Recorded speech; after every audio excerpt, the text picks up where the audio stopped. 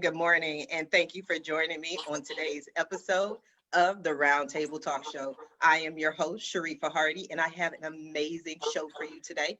I know many of you are sleeping in, you're resting, you're relaxing after your Thanksgiving holiday, but I need you to get up and watch this show because we have an amazing group of guests that are coming here to present you with their information to help you with resources, tips, strategies, and guidelines. So I'm going to ask you what I always ask you to do, and that is to go out and be an evangelist for the Roundtable Talk Show. Find someone who needs to watch this show. Text them, tweet them, send them a carrier pigeon. I don't know. Send it FedEx. I don't know. But what I do know is you don't want them to miss this show because we learn so much. So while you're grabbing your recorder or your pen or whatever it is that you need to take notes, I'm going to do what you brought me here to do, and that's to introduce our first guest. But let me warn you, I didn't even warn my guest today, but I'll always let our audience know there are two shows you don't want to be on. That's my Monday show and my Friday show. Why? Mondays, I've had way too much sleep, and Fridays, I haven't had enough sleep. So who knows what I'm going to say today.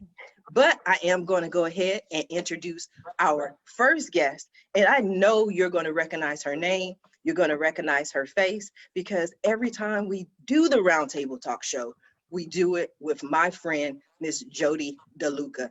Dr. Jodi De Luca is a licensed clinical psychologist with over 20 years of experience. She is cited internationally in major journals and media venues for her expertise and research in emotion, behavior, and relationships. In addition to her private practice, Dr. De Luca is a member of the American Psychological Association, Media Referral Service, and Disaster Response Network. She has all these accolades, but one of the things that I love the most is that every time we have a roundtable talk show, Dr. De Luca helps me with all of our guests. Good morning, Jodi. How are you? Good morning, Sharifa. Happy Thanksgiving. Happy Thanksgiving, everybody. It's so great to be here. Happy Thanksgiving to you. It's great to see you. And you're in Erie, Colorado. You know, and if I was casting you in a role for Erie, Colorado, your sweater and your outfit would just scream Colorado, and it's cold. It's cold this morning, but it's going to be a beautiful day. Yeah. We're heading into winter. The snows have come and gone, and we're getting ready because they'll be here before we know it. How are you, my friend? I'm excited. I'm excited. Did you see I'm running for California State Senate now? I wouldn't expect anything less than that. Behind you all the way. Well, that's good. Now we just need you to move to California. It's a thought. Yeah. So Jodi, one of the things that we got away from, and I think we're moving past, is my idea of my COVID friend. Like through the whole COVID experience, I'm like, there's Jodi. Let me ask Jodi, how are people surviving? What are people doing? There's a lot of anxiety, depression, especially around Thanksgiving. What are some of the things that people need to know to kind of feel better during this time frame? Well, it's been, I mean, we're going into the 9th month, and it's amazing. It's surreal. It's an event in modern history that I'm sure everybody will agree is unparalleled. It's come and gone in waves with the rate of the infection. When the infection rate goes up, comes down, the anxiety, depression. Now we're entering the winter blues, the seasonal affective disorder time, also known as SAD. There's a lot going on. We just came off of the whole political climate thing, although that's still going to continue until January. There is so much going on globally, but in our country in particular is all the change, the social injustice, the political climate, and this pandemic that seems to have control. I have faith. We're getting closer to getting this stabilized. What I can say to people is hang in there. Try to find the little things that you're grateful for, even if it's the smallest of things, because these are very difficult days. Definitely network, reach out to others, see a professional if you have to. Nobody is left unscathed by this pandemic and all the other variables. So if you're feeling anxious, depressed, all of the above, that is appropriate to the situation. You know, when I don't look at the calendar of guests until like actually about 6 a.m. I try to get a feel for them or, you know, who they are. And I was like, oh, Jodi's going to be here. So I was like, I wanted to ask you a question that I've been asking other people. And people think I'm joking half the time, but I'm serious. But how do you know in this climate when you've become agoraphobic? Agoraphobic. Agoraphobic is the fear of leaving a place that you're very comfortable with. For example, leaving the house, to make it simple, to simplify it. I think others usually will let you know before you have that conscious awareness of it. But when it becomes so uncomfortable for you to step outside of the life that you once knew, even to let's say, go in the backyard, go to the grocery store, drive to the gas station, when you feel an altered sense of fear and anxiety that almost immobilizes you. So it's outside of the norm of what your activities of normal living may have been before. But you will know, others who know you will know when there's a heightened sense of anxiety and fear, which, like I said, almost immobilizes you from stepping outside of a certain circumference in time and space. Interesting answer, because we were having this conversation. I've worked from home for so many years, and even now, I really don't realize or even remember that we're in this global pandemic. And here in California, things shut down even more. But you know, because I'm in a house almost 24/7. Like my car doesn't move for weeks, but then I have to go to the grocery store. And it's not that I'm afraid. It's just that it's like almost like I'm awakened to the idea that we're in a pandemic. Yeah, and that's a very good point. And let me say that all of us, our whole trajectory of how we navigate life environmentally has changed. And a lot of us are so intimidated or apprehensive about going to places we used to go to on a daily basis. Agoraphobic is even a higher level of that. If you had to go to the grocery store, if you had to step out to get gas, you could probably do that. With agoraphobia, leaving the front door, as an example, would be very, very difficult for you. But thank you for normalizing what's happening to all of us during a pandemic. We all have to work on reintegrating back into society once things have stabilized with this pandemic. Excellent, excellent. I'm gonna come back to you, Jodi, but I want to speak to someone who I believe has absolutely no fear, Dr. Shakinah Judah. The call to adventure for her soul's journey has been 25 plus years, hundreds of hours of meditation, energy healing, and karmic releasing. Doing the deep work has required a call to adventure to find her soul's mission and purpose. The journey of healing, awakening, and tapping into soul's purpose wasn't always easy, but was everything she could have ever imagined and so much more, especially the mystical spiritual emergence that she's had 30 years ago. Good morning, Dr. Shakinah. How are you? I'm beautiful. Thank you so much. I'm so grateful to be here.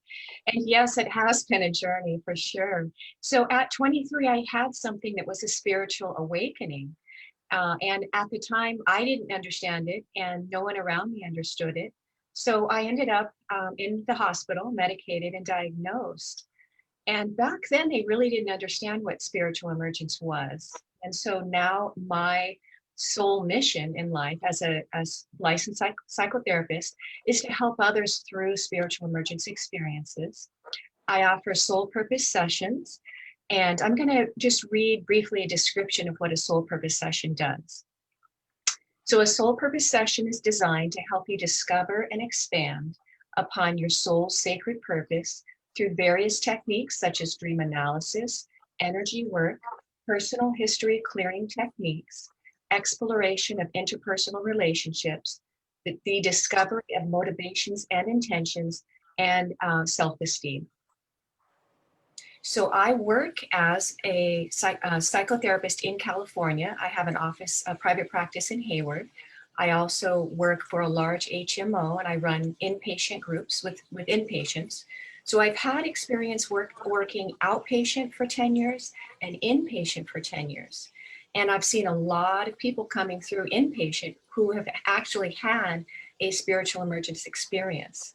And they are still not quite understanding what that means. So I wrote a dissertation on spiritual emergence.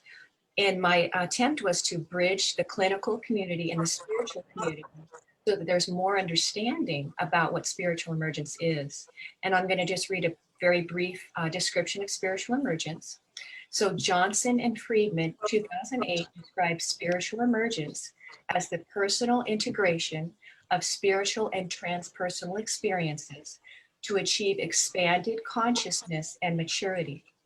And if those experiences produce a personal psychological crisis, the outcome may be a spiritual emergency. And that's exactly what I experienced 30 years ago. Wow. So I heard all of that, and I heard the definitions, but what it sounded like to me, and I always like to let people know I have absolutely no degrees in anything. The school I graduated from was the School of Hard Knocks. So that's where I come from. But what I understood is that basically your life fell apart. Oh, absolutely. Yeah, it did fall apart. And it really took me a long time to sort of get out of the system of medication and a diagnosis. And through that process, I received help from a lot of spiritual people, and they helped me understand exactly what had happened to me. I did a lot of breath work, holotropic breath work. I took journeys with groups. I read a lot of self-help books. So it really took a lot of self-reflection to figure out what had happened to me. Mm-hmm. We want to talk a little bit about that more, but I want to go ahead and introduce our next guest, wonderful lady, wonderful friend of mine. You've seen her on Face to Face talk show. You will see her December 29th and 30th at my New Year, New You 2-day teleconference. She will be a presenter. But Jamie Wright has joined us today. Jamie R Wright. Jamie is an active speaker, coach, author, and advocate for survivors of domestic violence. She shared her story for 60 Minutes, CBS, and BBC News, pieces on domestic violence.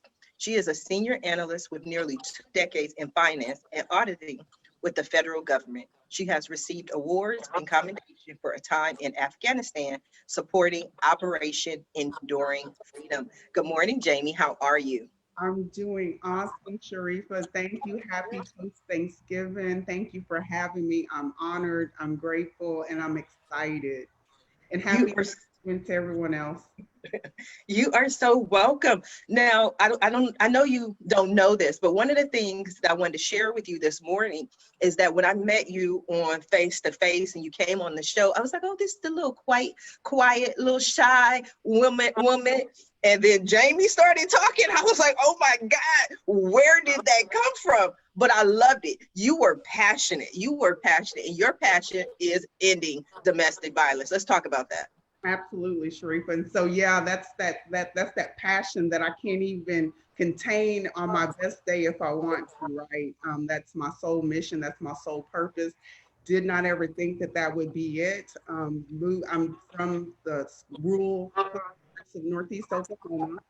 Recently relocated from Dallas, Texas to Houston, Texas, for what I thought was to live a happily ever after life with this tall, dark, handsome, phenomenal man. He was an ordained minister, retired military. Just, you could not tell me anything right about this life that I was leaning into. And my passion comes absolutely as a result of finding myself married, happily ever after, and then in a Houston area women's center having to flee my abuser during COVID. And that's where on April 23rd, my rebirth started. Absolutely. And that's where this whole passion and gratefulness for platforms such as yours to spread awareness, not to condemn anyone, right? Because we're all working through this thing called pain and this thing called life, but to just simply raise awareness, start a conversation that will hopefully eradicate domestic violence one day. from healing, from soul work, not only from domestic violence victims and survivors, but for the people that find themselves inflicting the pain on others. Because what I know to be certain now is the people that find themselves inflicting pain, physical, emotional, mental pain, oftentimes it's because they're hurt. Right. So hurt people. And so it's not just, I'm not just passionate now for my fellow victims and survivors of domestic violence. I feel like my creator is calling me to speak and advocate on both sides of the coin. So again, thank you, Ms. Sharifa, for having me. You are so welcome. But I want to know, Jamie, what made you decide to instead of just kind of leaving your situation and walking away, being an advocate? You have a book too, correct? Where's your book? Yeah, so I have 2 books on the way. Life is happening, right? I'm still very much healing. I'm still very much in therapy because of what happened in April. So I have this duality going on, right? I'm advocating healing, being an activist for, reform of the laws. So I have all these things coming at me at once. But yes, I'm actually writing 2 books. My first book, which will be hopefully published in the next couple of months, is Finding Purpose Through Pain, my journey of domestic violence in the midst of a pandemic. So that hopefully will be out soon. And my other book, which my coach is pushing me to have done by the 3rd quarter of 2021, is The Power of Overcoming Shame and Learning to Love Yourself Again.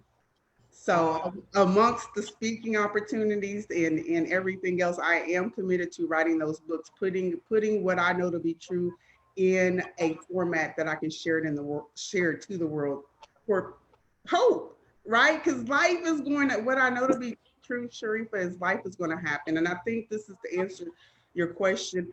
After I started healing with my awesome psychotherapist at the Houston Area Women's Center, I realized that I was not, my creator did not save my life, because I very much could have died the day that my abuser hit me in the face and knocked my teeth loose with the laptop. Wow. That I was not preserved to just walk away and say, okay, I'm survived. My children are having me on Thanksgiving as opposed to bury me. But through the healing work that I've done with my psychotherapist, what I continue to do, because it's a journey, as we all know, is not a destination. I realized that no, my purpose was not to just walk away and be done. My purpose is absolutely to share my strength, this passion that you see, in a way that others see their strength in themselves. To be the voice for the voiceless, for like the many women, Sharifa, that I was in the shelter with. And I still get emotional about this. They lost their voices. We have to get those voices back. There you go. And what I know to be true is the sisters that I was in the shelter with, I'm still very much connected to some of them. And as they see me grow through it, not go through it, but grow through it, that they're starting to see their strength, their confidence, their resolve through mine. So that's why I can't sit down. Believe me, I say the same thing. I can't sit down. I can't stop. I was laid off 8 times, lost everything I owned aside from the clothes on my back, but I went through divorce twice. I went through all of it so that people can see where I am now. So let's find out where our next guest is right now, Mr. Mike Sander. He is the son of a financial advisor and enrolled agent. From a young age, his father educated him on the importance of saving and how you can make your money grow. It's not necessarily how much you make, but how much you save. Over the last few years, real estate investing through rental income has been a big part of his life. In his field, most financial advisors advise to just invest in stocks, bonds, and mutual funds, liquid investments. He believes in that too, but also adding rental real estate to the mix. Good morning, Mike. How are you? Good morning, Sharifa, and thank you for allowing me to speak today. I feel privileged, and I think this is a great medium for everyone to get together and share our stories and some of our expertise. I'm actually right now at a rental property I'm about to purchase, just haven't closed yet, and because of COVID, everything with furniture and logistics is a mess. So I'm actually getting furniture arriving here at the moment. They're a little early. But it's, it's 2020. Anything can happen. So of course, you actually rather have them early than wait all day. But hopefully you don't hear anything in the background here. So I'm up here now. That's why I'm outside. A little colder up here. Probably not as cold as Colorado, but it's not the tropics here or California. Where are you? I'm up in the Catskills. So, okay. Oh, nice. Yeah. So I wish I could. I don't want to throw the camera off, but you can see some snow on the runs up on the mountain there. So it's quite nice up here. So trying to get this thing to whole work out, and this will be another sort of monopoly piece in the real estate properties that I own. So yes, that was a great introduction. Thank you for that. Again, son of a financial advisor. So since a young age, I had my dad, tell me, you got to save, how much things cost, electricity, utilities, taxes, everything. So, I've been, working as a financial advisor for about 17 years now. And again, my passion is helping people invest, save. I think the biggest thing we do for people is a financial plan, which a lot of people don't do because it's a little bit intensive on the work side of things, but it's not talking about investing. It's literally talking about what's important, important goals for people, and how, what age they want to retire at. They want to cover college for their children? If they want a second home, or is there a vacation home down the road that they want to buy? And then really people have to remember it's the essentials, healthcare. A lot of people, when I'm sitting down with them for retirement, forget that there's this big healthcare expense once they start, stop working, and Medicare doesn't cover everything. So it's really through education, a lot of relationship building, because you get to know a lot of things about people. And we're almost a quasi-therapist per se. People, especially, today with COVID, it's even harder. And then the election, and then it's always something. So, for years ago, it was the financial crisis. Mm-hmm. Then that kind of subsided. And then we had, you get a Hurricane Sandy over here, you get Hurricane Katrina. There's always been something that's going to happen. And never in a million years did we imagine that something like this, like COVID, could happen.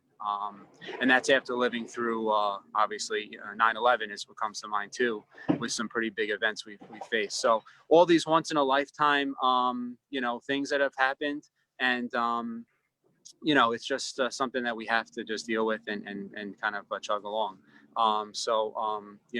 It's just good to help people. And, I just thrive on seeing people do better and, build their, something that they want to do and build a nice future together as a family and, see them succeed. I think that's powerful. I like that. One of the things that interests me in your bio was the information about your father. And one of the things I like to ask entrepreneurs is, with everything he taught you about finances, were you an entrepreneur at a young age? Meaning, like, did you have that paper route, or did you cut lawns, or like, did he make you work? I would say, I was always, I wish it was a little earlier that maybe it sunk in. I did some more entrepreneurial things. I'd say it was, obviously it was, cut some lawns from my own parents. And I don't think the fair wage came into play there.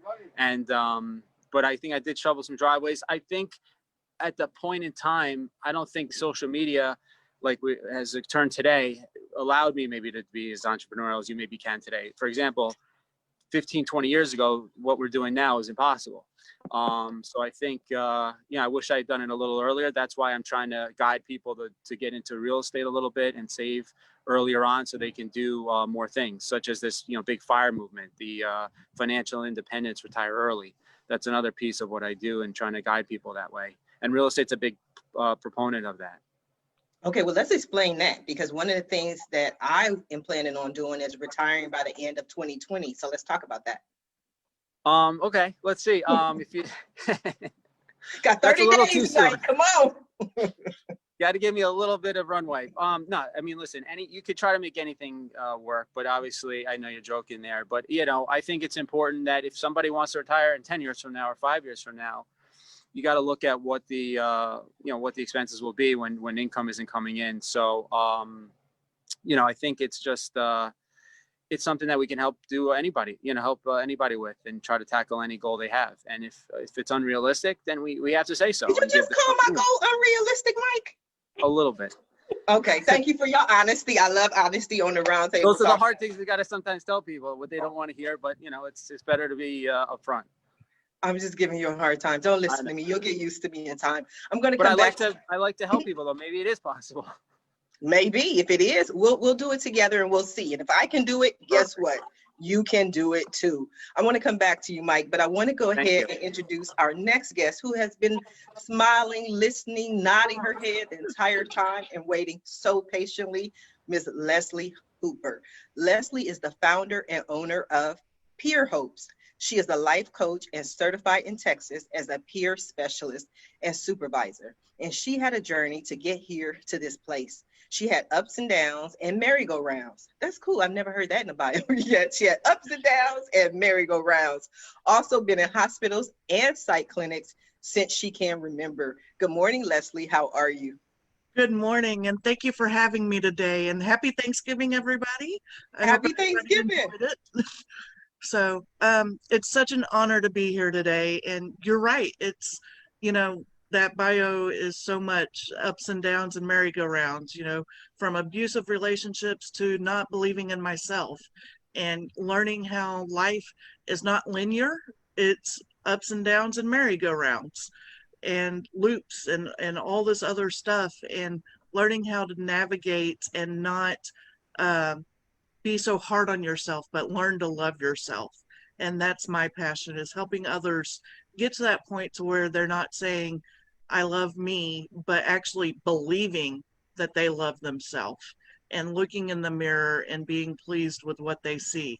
Yes, there may be things we want to change, like I want to lose weight, but when I look at that mirror, I still love me and love what I see.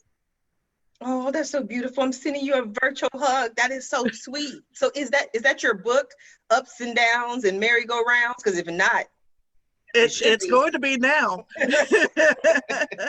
I've been working on a book.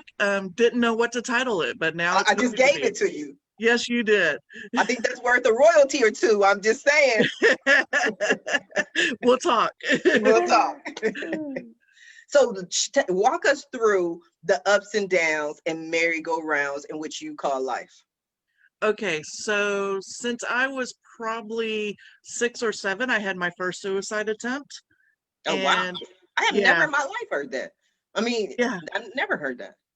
Yeah, I'm one of those rarities. And I would try every 6 months to maybe a year to try to commit suicide and try to complete. And that went on. I don't, okay, wait, hold on. Yeah. I don't mean to judge you because I'm not judging, but my question still remains, like, and I don't want to go too personal, so don't share your personal, but at 6 years old, I always think like kids are idealistic. They're running around with Barbie dolls. I wouldn't even, at 6, I don't even think I knew what suicide was. All I know is at 6 years old, I was so sad and so ready to just be out of things. And I couldn't understand it. My parents couldn't understand. Doctors I went to couldn't understand. Hospitals were like, we need something here to help her. And unfortunately, it wasn't until I got into adulthood that I found the help that I needed. I went through a period of time up until my teens that I was probably started smoking when I was 12, started drinking when I was 13, had my son when I was 19, placed him for adoption, which that was one of the... I'm okay, hold on. Yeah. So at 12, you were smoking cigarettes. Yes. Okay. And drinking at 13. Yes. Now, again, I'm not going to judge, but I just like to talk. That's what I do. That's what God told me to do. I'm an open book. Where were your parents? They were there, but I was hiding everything from them. I would sneak out. I was that kid at 13. Oh, y'all, I stole the car at 13 and would go to people's places. Now, keep in mind, I live in Houston. It's not the safest area in some things, but you know, broke down on the side of the road without gas at 13 and had to call my dad, and I got that butt whooping. you know. I would have walked you right over to Dr. Jodi. I said, Dr. DeLuca, help me, because I don't know what to do. Talk to me, Dr. And Luca. that's what my parents did. And I went to hospitals for a little while. And then after I had my son, I went into a darker spiral down. From 20 to about 30, I don't remember much. I ran away from home, and I just remember it being very dark. In there, I got married a couple times. They were abusive relationships. Again, I agree completely. Hurt people hurt people. These people were hurting in their own ways, and it came out on me. And after getting out of those relationships, the last one was my last big suicide attempt. That was 5 years ago, 9/5/15. I will remember that ever. It's actually tattooed on my wrist with the heartbeat, and on front says "Live On," because that's when my life really did change. I finally got with a doctor that could explain my disorders, because on top of everything that was going on, I live with the diagnosis of bipolar, major depression, and ADD. And so all of that had to be handled. You're And self-medicating. Yeah. yeah, Emotional, all of that. You're a hero in your own right, Leslie. thank you. Thank you. Absolutely. It's a privilege. Absolutely. Thank you. And Leslie, after 5 years, I have the same diagnosis. And Sharifa, just to piggyback off of what Leslie said, by the time I was 11, I was smoking cigarettes. By the time I was 13, I was pregnant. I have a daughter that's 26. I'm 40. I did not give her up for adoption or anything like that because of my grandmother. By God, I mean, my grandmother is just my rock.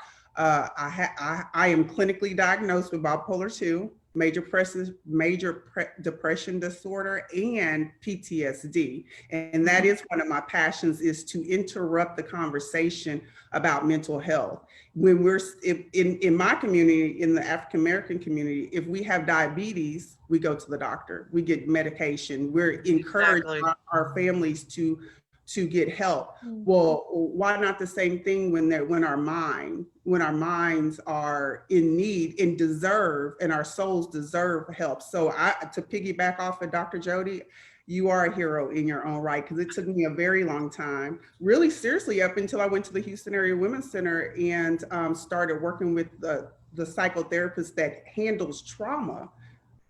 That I realized, and I'm like, I've gone through years, suicide attempts and everything is on my website. So yeah, and that's one of my passions, to interrupt. It's okay to not be okay. You know, right? what the fascinating thing is, when I hear you, Jamie, I hear Leslie, I hear Dr. Shakinah, it's people can go through young adulthood, early adulthood, middle age, and not have received a diagnosis that truly is what they're experiencing. I can't even tell you the number of individuals I see where I say, you know what, you've got post-traumatic stress. They're like, oh no, because they associate it with combat. But so much of post-traumatic stress disorder is a kickback, a consequence of relationships with family, friends, significant others, starting at a very young age. So I mean, I am honored here to be with all of you. Mike, I have to say here now, We're gonna work Mike in. I refer to my financial planner as my conscious, because, but that's for another story. But wow. We'll bring Mike in. We'll bring Mike into the conversation. Yeah. We'll ask him a question. Mike is fine. But I wanted to go back and respond to your point, Dr. De Luca, in that PTSD is one of my favorite conversations, because I believe that as a society, America, people, the world, we don't take PTSD seriously.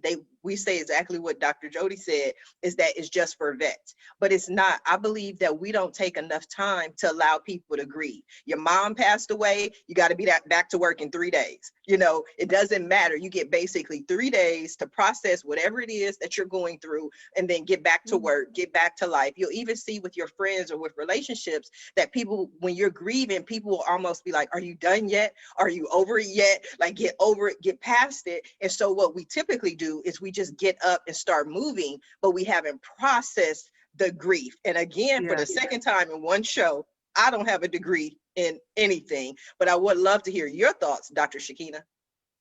Wonderful. I'm ready to jump right in. So Leslie described something that she experienced during her childhood and early adulthood as a dark night of the soul. We call it dark night of the soul. It's typically where a person goes into a deep depression, and it's a matter of releasing all that PTSD that you're describing, past things from childhood, adult abusive relationships. And so grief contains several stages. It's denial, anger, bargaining, depression, and acceptance. And you're right, we have to fully feel all of our feelings through all of those stages. And it's really important to allow ourselves to take the time to grieve, because if we don't take the time to grieve, we have more trauma and more grief sort of being piled up on the last grief issue, right? So I see a lot of people who've spent their entire lifetimes avoiding grief, and then at some point they have some kind of breakdown. And it could be related to spiritual emergence. It could be intertwined with PTSD. I mean, there's so many aspects of why people just break down and can't function anymore. Can I would say agree. something? Oh. Go ahead. Well, I would also agree, not just that, but we do not educate people on grief, and we don't educate people on the different types of trauma. And the fact that we as a nation, as a world, are going through grief right now without even realizing it, because we're grieving before COVID. Right. We're grieving all of that. And we're not allowing ourselves to truly, fully feel everything that's going on.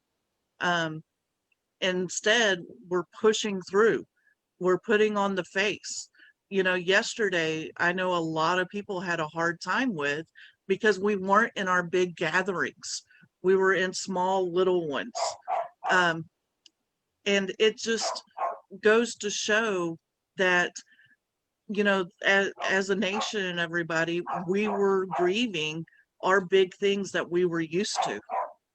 And I think that's very well said. It's a collective grief that we're all feeling. And the one thing I want people to think about is being human, what sets us apart from all other living organisms is that we can experience the past and even anticipate the future in the present, in the here and now. So at any given point in a day, we can be triggered. We can be triggered by unconscious, let's say, a smell, a sight, the commercials on TV, and it can trigger an experience, good or bad, but we can experience the past in the present. Freud used to call it an abreaction. It's actually a visceral organ response where people say, I don't know why I woke up today and I'm feeling so upset, I'm feeling angry. And the first thing we say is, okay, let's take a little trip down to the history of your life. Let's put it together. And then we take into account all the other variables. What's going on in the here and now? What medications? What's your diet? What's going on with your relationships? But I think so often we take today as everything that we feel, think, and behave is predicated on what happens today. No, it's our whole history coming forward 24/7. So the past we can experience in the present and even worry and anticipate about the future. And identifying those triggers or identifying that fact, oh yeah, that's why I'm feeling this way, is also key in healing. And Leslie, what you said about that collective grief and mourning, yes, absolutely. And guess what? Even when the pandemic is stabilized, I think there's going to be a lot of post-traumatic stress throughout the world. Oh, definitely. And you bring up a good point. Something that I've always told people that I work with, though, is also if we're leaving one foot in the past and one foot in the future, then we're wasting today.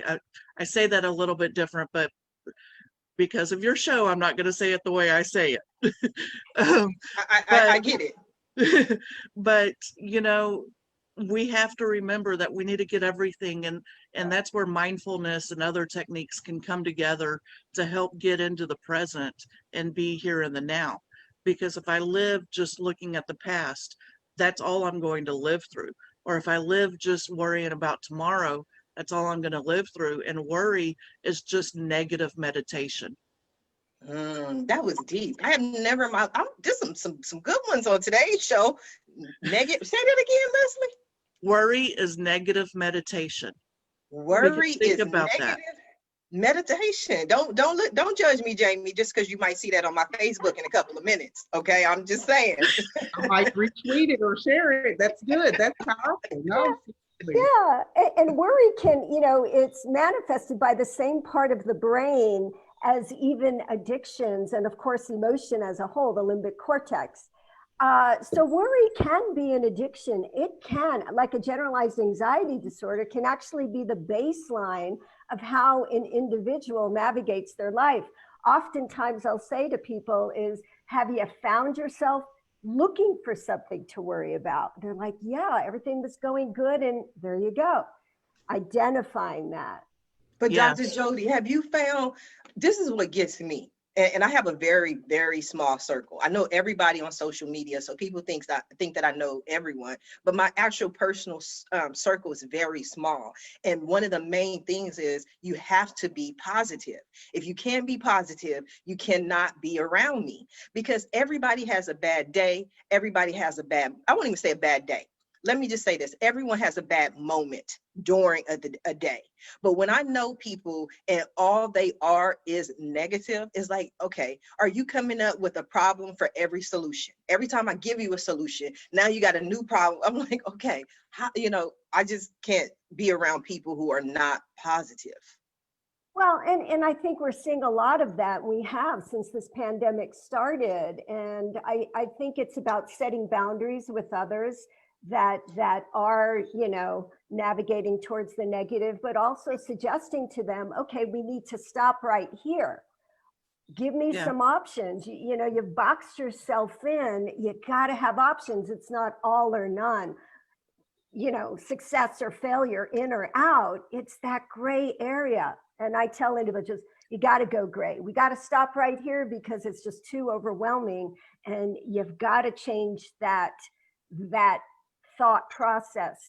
I even have a lot of people start a little worry jar or a freaky fears job. And every time you're having that negative thought, you need to put a bean or a jelly bean or a penny or whatever, because you've got to be aware of feelings and how they transform into negative thoughts, or what we refer to as cognitive distortions. But that's another, you know, subject there. But yeah, we're seeing a lot of that, but it's also our own responsibility to identify our thought process, positive or negative.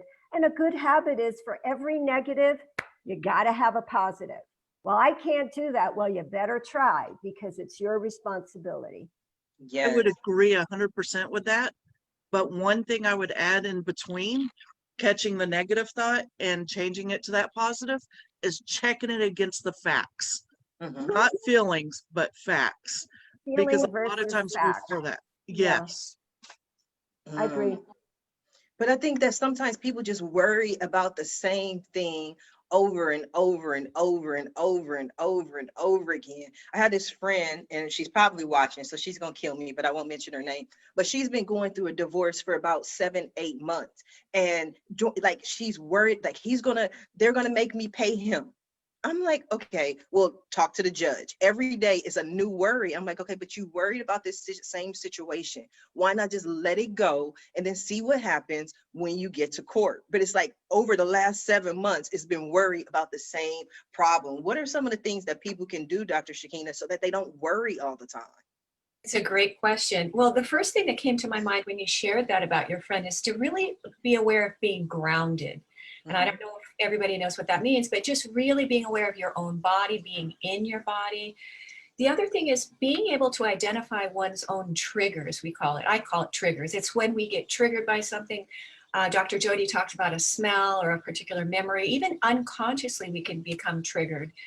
Becoming aware of those triggers, connecting those to what inner work that they need to do. Where did that come from? What childhood memory? What relationship that I'm currently in? How is my job triggering that memory from when my father used to yell at me and my boss is doing the same thing? And then becoming just very conscious of one's own process, doing the inner work, meditating, eat like someone mentioned, eating right, understanding what medications they're on and how that's impacting their mood. Exercise is really important, drinking enough fluids. I often, when I get dehydrated, I start feeling a lot of anxiety. And I ask myself, why am I feeling so anxious? And I discover I haven't had anything to drink for an hour or two. So, And also, Dr. and let me also ask you, go ahead. pacing oneself. That's the last thing. Having a schedule and pacing oneself, not overdoing things. Mhm. But have you found, Dr. Shakinah, like you gave the example of my father used to yell at me and now my boss yells at me, but then you have certain people who will approach that same situation as, well, my father used to yell at me, so now I don't like people to yell at me, as opposed to what I look at and go, okay, but at some point you have to release that feeling. You know what I mean? And instead of holding on to this is the feeling, and now I want everybody else to lower their voices because I get afraid because my father used to yell. That's where inner work comes in. That's where psychotherapy and treatment comes in. Everybody that has had a trauma needs to, in a way, go back and re-author their feelings and experiences. So when someone comes into my office, we go through what they went through, and they get to cry, they get to yell, they get to scream, they get to talk about what their feelings were. And then they start to connect those feelings back then with what they're having today. And then we do healing exercises around that. I offer sound healing sessions where we use sound, vibration, lights. There are a lot of techniques to start to release past trauma. Mhm. Jamie, you were nodding over here. I saw you over here. I Nodding live, away. but that is 100% true. Like you, like I don't have a degree in this stuff, but what I do have is lots of trauma that I've carried around for a very long time. My background, my trade is I'm a bona fide government auditor. But what these ladies have said is absolutely the case. What the therapy that I'm currently going through now has nothing to do with my domestic violence. 100% to do with my inner child work. Why was it that I was 40 years old and the domestic violence started several years ago, right? So what was it about my childhood that made it okay at 40 something years old to be in a relationship that I knew was not healthy physically, emotionally, mentally? So when I was at the Houston Area Women's Center, we dealt with the trauma of the domestic violence. The outpatient therapy I'm doing right now today is the inner child work, is the therapy, like, okay, when someone yells at me, why do I react like that? I'm doing what's called a genealogram, which I know you ladies, and that's plotting the patterns, right? So I understand why I am the way I am, and which is specifically helping me with, like Leslie said, practice self-compassion. So I no longer beat myself up because I was 13 years old and pregnant. I no longer beat myself up because I chose to relocate for a man and found myself in a women's shelter. And I know how to practice self-compassion now because I understand why I was 13 years old and pregnant and divorced and had had 5 different pregnancies by the time I was 19 years old, had dropped out of junior high. Now I understand why this. Now I'm gonna ask you the same question I asked Leslie. Where was your mama at? Yeah, and I'm so glad you asked me that, Sharifa, because that's one of my passions. My mom was depressed and we didn't know it. Aww. So here's the duality of my mother, which I refuse to be like this. The community president of the NAACP, when she passed away, I buried her when I was 20. So I've lived just as long with her as I have without her. And that's another reason why, like Reiki, like the energy healing, I do believe my mom had trauma trapped in her body and it developed into disease, which developed into cancer, which resulted in her passing away at 47 years old. But anyway, to answer your question, she was dealing with her own trauma. When she was on her deathbed, she shared with me, and no one else knew this but my grandmother, that she was had been molested by her uncle for years. When she shared that with my grandmother said, don't tell anyone because your father will kill him. So my mom lived 47 years with this trauma, unhealed, undiagnosed, did not have a voice. So this is all reflection, Sharifa. This is all reflection, being intentional, courageously intentional, as this lady just shared with me yesterday, that it's called courageously intentional on understanding the why. Why was she so profoundly this awesome woman in the community, but at home, in all due respects, my sister and I, we suffered from molestation and abuse and watched her get abused. At home, she was a very different woman. And I would like to think I know why now, because she was carrying that trauma in her. And as a result, the whole hurt people. As a result, that's why I'm passionate about, had my stepfather had he got healed, would we had had a different childhood? So my mom was dealing with her own stuff, Sharifa. Like she would, it takes my sister, and this is part of the therapy. That's like one of the things I would highly recommend your friend reach out to a therapist. They have support groups, because here's the reality. We as common folk, we don't have the tools. We 2 decisions away from our own lives being jacked up. But there's phenomenal people like Jodi and Miss Shanika, is it Dr. Judah? Shakinah, that have practiced this stuff, have degrees and probably tons of student loans and all this other stuff. That I went straight to the lows. I ain't with you. Hold on one second, Jamie. Right. I hear you. I hear you. But I just want to say one thing, because we're running out of time today. And I love when shows, it's like some shows, they kind of have a slow burn, you know what I mean? And at the end, everybody's like, wait, I have more to say. So that's where we're here. The only thing that, and again, 3rd time in one show, no degrees. But I wanted to say to Jamie, when you said that the work that you're doing with your inner child has absolutely nothing to do with the domestic violence, I understood what you meant, in that you were going here to treat this specific thing. But what people try to do is compartmentalize things, that this has nothing to do with this, and this is, but you know what? It's all you. It's all connected. It all came together, in some way. And the fact that you're doing the work is what's amazing and what's powerful. Now we are coming down. Ooh, the comments in the chats just went wild. I told you it's a slow burn. Jade Elizabeth said, wow. Jade Elizabeth too is a dear friend. I love her to death. She's been on the show 10, 12, I don't know how many times, 30 times, 40 times. But Jade tunes in every morning to the show. And Jade said, wow, WOW in capital, wow, this conversation is right up my alley. Stephanie Suarez says, this is a great show. So glad I jumped on. And Jade Elizabeth again said, we all do the best we can with the knowledge we have.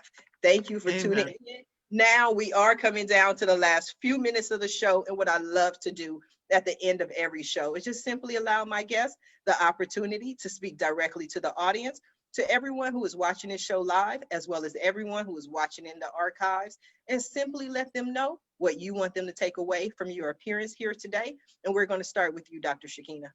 Wonderful. What I want to say to everyone is a lot of this trauma is generational.